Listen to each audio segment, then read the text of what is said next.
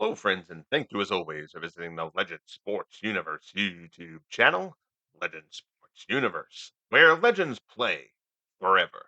We're about to kick off year two of the Franchise Stars Football League, and there are a few changes in how the league is carried out that I wanted to go over quickly before the season gets underway. Year one of the league was great fun. I've talked before about how this is the hardest project that I've ever done in terms of getting it up and going. And by the end of the season, I had the project humming along really nicely. There were a few stops and starts in the middle that I've discussed previously. And while I tried to rectify or work around some issues and limitations within Madden, I wanted to ensure that year two went smoothly before getting this season underway. The heart of the league setup hasn't changed. Each franchise still has 130 player master pool. 50 guys were chosen at random for year one.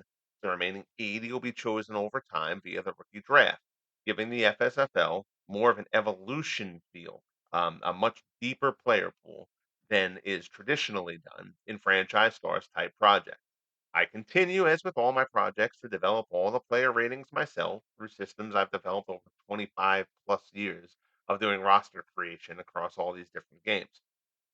So, with that being said, going into year two, what's being adjusted? Let's get into it. First change, and the biggest to the FSFL for year two, is that all games will be carried out in exhibition mode, meaning the project is exiting franchise mode in Madden. Biggest reason for this is to work around the Madden glitch, hang up, whatever you want to call it. Only allows one team to use a custom playbook in CPU versus CPU games in franchise mode, and it doesn't allow either team to use custom playbooks in quick sim games. With each franchise's historic coaches being part of this project, and that meant a lot to me to be able to do that. And with me accordingly having developed custom playbooks for each of them based on research and Action PC game plan data. To have that work only be able to be partially implemented was a frustration I found myself unable to really get past, and left year one, frankly, feeling like, while fun, and like I said, while it was going nicely by the end of the season in many aspects, didn't really meet the vision that I had for the project. Custom playbooks can be freely assigned in exhibition mode, and that to me makes for a better project, which is the goal. Saying George Hallis is coaching the Bears and then having them throw 40 times a game using a modern playbook doesn't make much sense. While this will cause a few cosmetic issues, I wish it didn't. For example, I can't relocate teams outside of franchise mode. So the Raiders technically will play in Vegas, not Oakland. The Chargers in Los Angeles, not San Diego, etc. And there are no season stat overlays in the broadcasts. The pros far outweigh the minor negatives here. Second change is possible because of the first, and that's the ability to adjust the structure of the FSFL a bit because I'm not beholden to the modern season and playoff parameters as I am within franchise mode. Year two of the Franchise Stars Football League will see the league move to a 14 game season. Each team will play each team in its own division twice, play each team in one other division in the same conference once, and each team in one division in the other conference once. I'll build each year's schedule myself, which sounds harder than it really is, frankly, particularly with no bye weeks to consider. The season's first three and last 3 weeks will be the games within the division, which gets things off the ground running and should also bring a ton of excitement to the end of the season playoff push. Speaking of playoffs, the other change to the structure of the Franchise Stars Football League is the postseason. It will adjust from the watered down modern NFL playoff system. Four division champions in each conference will obviously make the playoffs, as will only one wild card team. Team with the best record will get home field advantage in the conference championship game. The remaining four teams will battle to earn the other conference championship slot. This places greater importance on the regular season, which is always a big thing for me and how I believe playoffs should be run, and rewards the best team appropriately with that automatic berth in the conference championship game. So to make Legends Bowl 2, your best team in the conference will only have to win one playoff and I think that's what regular season should mean. You establish yourself best over the long term. That should carry a lot more weight than generally speaking, I feel like it does. From a broadcast perspective, I will call 3 games per scheduled week live on the channel. By scheduled week, I mean, week 1, week 2, week 3. I may get multiple weeks done in a real life calendar week. It may be that. It all depends on my availability, obviously. But I'll call 3 games per scheduled week live on the channel. Broadcast will normally be around noon or late night. But obviously, if you can't catch a game live, you can always watch the replay. That's the joy of YouTube. Then each week on the schedule will also include a highlights and wrap up show covering all the games of the week.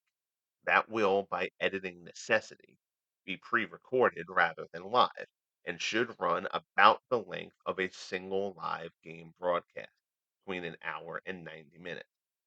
Doing editing and such like this is new territory for me, but I think the end result will be fun and help people follow what's going on in the league more easily because results, stats, and stories will be covered each week. Highlights are possible because every game is going to be played out. Even the games that I'm not broadcasting live will be played out in full. And then I'll be recording those, and then I'll splice the clips together to create the highlight show. But it's now every game in the league is going to be played the same way, which I think is a benefit. I don't have the luxury of doing that in something like MLB The Show, where it's a 162 game season. I just can't do that in that method. But this way, um, with football being a shorter season, I have the ability to kind of do that. It takes a couple of days basically because any kind of downtime, I can get a quick sim running, and then go walk my dog or run errands or do one overnight and let it run while I sleep. And then I can splice everything together after that. So football lends itself to this a little bit more easily than what baseball or the other sports do. Um, so I'm gonna try to take advantage of that and let this be the way that I handle that. Doing these broadcasts, doing the highlight shows and stuff. Again, the stats and the stories and the results will be covered. It'll let me analyze the league in greater detail instead of just doing a game broadcast and moving on to the next week. Um, as I talked about in my recent interview with Jamie Marshall in the Great Sports Games Journal, um, which again, go to that Facebook, find that page/group on Facebook and give that a like and a follow. Jamie does a great job with that. But when in the interview I just did with him, I've talked about that I've kind of resisted doing editing and scripts and such since I started the channel because I don't really want this to ever feel like work because it's a hobby. Now that I've kind of started putting together the first one and have a kind of concept of how I want to do it, I'm kind of looking forward to doing it here. So we'll see how that all plays out. But I think people will enjoy it, and I'm looking forward to enjoying doing it. As mentioned, the FSFL utilizes real historic coaches, and I've developed a system in Excel to determine potential firings and such. The coach pool for each franchise is any coach who brought his team to the playoffs. A random generator gives the coaches for year one, and in the event of a firing, will also handle naming his successor. However, because the playbook utilization was inconsistently implemented in year one, I decided not to have any firings before year two. So all teams will retain their year one coaches, and the coaching chain structure will move on as planned from here. It just didn't feel like, those limitations because because the playbook thing wasn't 100% carried out. Changing coaches just kind of felt a little bit wrong to me. So every coach gets a second year, which definitely saved a few jobs from year one. But again, from this time forward, that will be carried out as originally planned. One of my mistakes for year one was the roster size. I settled on the round number of 50 players from the 130 player master pool and figured I'd fill the remaining 5 or so roster spots with randomed out Joe Random players who probably wouldn't see the field anyway. That proved to be a miscalculation. Many of those slots were offensive linemen and to a lesser extent defensive linemen. Because linemen get injured more regularly and fatigue easier, those bottom rated guys got more time than I expected, and they would get overrun when they were on the field. Madden's long-standing issue of too many sacks was made worse by this. And even when I improved on the rating system and made tweaks there, while I got things reasonable, it still had an impact. So rather than my planned rookie draft method, the first rookie draft here was solely to eliminate those Joe random players. Again, mostly offensive linemen or defensive linemen, a few linebackers and defensive backs, and a couple of running backs here and there. So virtually every team improved its offensive line from year one to year two. But I felt like that was significant to get done because those random guys, I didn't expect them to see the field much, and they weren't playing regularly. They were playing enough to where I wasn't happy with how much action they were getting. Um, so that situation has now been rectified. Um, all those guys have been replaced by real players, and it's going to be it's like 4 to 6 guys, 4 to 7 guys per team with that fix. So it's now all the empty players are now out of the FSFL, and again, going forward, draft will be carried out um, as originally planned. The aforementioned inflated sacks in Madden issue has been, if not fixed, greatly improved. Again, that's been an issue with Madden going back years and years.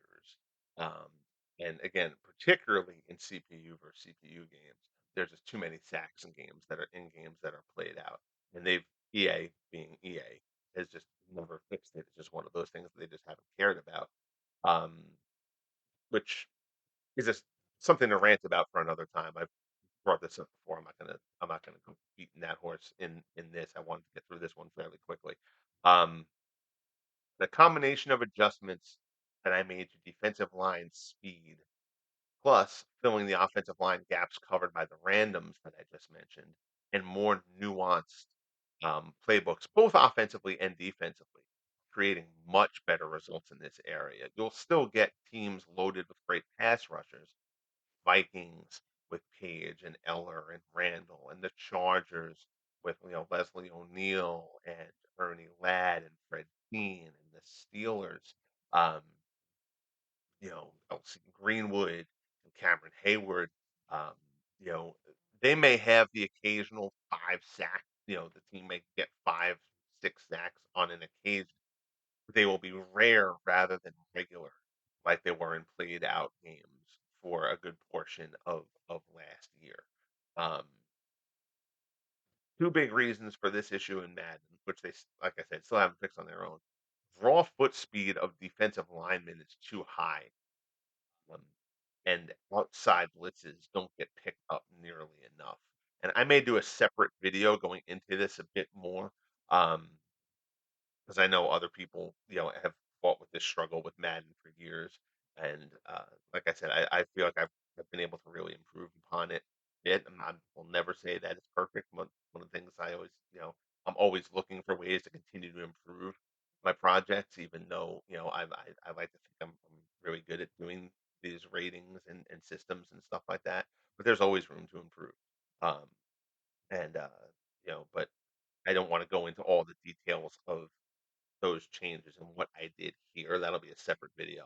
But the point is that it's greatly improved, and the result isn't just fewer sacks, but more realistic movement in quarterbacks and pursuits and throwaways and evasion of pass rushers. The action in and escaping the pocket looks much better um, than it did in year one. So I'm very happy with the direction that has gone in. Most teams are getting 1 to 4 sacks the game in testing, and a few teams have gone sackless in games, which never happened a year ago. So again, not perfect, but in the right direction. That's always the direction that we want to be going. Also, ratings adjustments have improved the field goal system. I phrase that in that placard as a field goal accuracy improved, and that kind of makes it sound like it was a more accurate. And it's actually the opposite. Another long-standing Madden issue has been that CPU kickers in Madden virtually never miss, like 95% plus success rate and virtually 100% from inside 45 yards. And that doesn't matter what you do to the sliders or anything. Um, Through a ton of testing and adjustments to the accuracy, power, and awareness ratings, as well as the sliders, I've gotten this to a more appropriate 80 to 85% overall, which leans more towards what you would see in like the late 80s, early 90s, which is the era that I'm kind of trying to steer the overall game to. Like I said, I don't want like 70% completion percentages and stuff like that. If you're going over 60% in this league, I want that to be like really good. I don't want 65, 70% to be the norm. And so this kicker accuracy kind of slides into that same kind of category, um, that same kind of approach. There are even some missed extra points, though not too many, um, but they happen. And again, because I can't change the extra point back to the old extra point rule, so now every extra point, you see extra points missed occasionally because they're 30 something yard field goals, and, in real life at this point. So you want guys missing them occasionally, just not frequently. Um, the one downside of this adjustment is cosmetic, but admittedly annoying. Um, when a kicker's accuracy is off in Madden, it seems to impact him more in terms of distance rather than right versus left. So, as such, the graphic display of a missed 40-yarder will often show the kick as falling just short as opposed to going wide. And that looks stupid. I completely concede that. When I'm more concerned about the results being accurate than the cosmetics of it. It's a worthwhile trade-off to have the field goal accuracy numbers be accurate, um, and deal with, "Oh, gee, that kinda looks stupid as that 40-yarder bounced 2 yards before the goalpost." Um, it's just a worthwhile trade-off to rectify, you know, the the glitch, error, whatever you wanna call it, in EA's implementation of field goals and, uh, you know, in CPU kicks. Moving outside of franchise mode brings with it necessary changes to free agency and trades, which I will now need to conduct on my own, and I'm developing methods to do so. I'll cover those later, down the line once I'm done with them. I've got them in a pretty good spot, but I haven't finished it yet, and I really don't need to have that done until after the season. It also means I have to navigate injuries. When a player suffers a significant injury in franchise mode, the game shows an image of him being taken down the tunnel, and then so you know that it's going to be a longer term injury potentially, at least through the end of that game. And then it assigns him a length of injury. That doesn't happen in exhibition mode. Players get injured and they'll leave the game. That's the extent of it. Uh, so I had to come up with a way to handle injuries as they're too big part of football to ignore. Use ChatGPT to help me with this, generating a range of injury lengths from return next game to long term, where I enter the player's name and call for an injury check. I'll see here Roddy White of the Falcons got injured in a game during testing, and I use that as an example. Um, it spits the ranges out based on that player's injury history. Then I run a random number generator, and if a player is out, I will remove him from the team's depth chart. So, if White gets dinged up, there's an 83% chance he'll be good for the next game. And then from there, he might miss one game, might miss two games, etc. But he's probably going to be okay. So that will get generated for every player who undergoes an injury, and then I will just manually adjust the roster. Similarly, I needed to handle weather myself. This is done in the same way. Enter a city and the weekend of the season. You'll see this example is Tampa Bay for the second week of September. Chat GPT gives me the ranges for that city in that week. I'll run the random generator, and that will be the condition the game is played in. So you'll see it's clear or overcast or partly cloudy, windy, a light rain, a heavier rain. And obviously, when it comes time for year for snow to be a factor, that can be a factor as well. This will let me kind of still have weather be a component of the game rather than just playing every game in perfect conditions. Also, will handle all the stat tracking manually in Google Sheets because I no longer have franchise mode to track the stats from each game.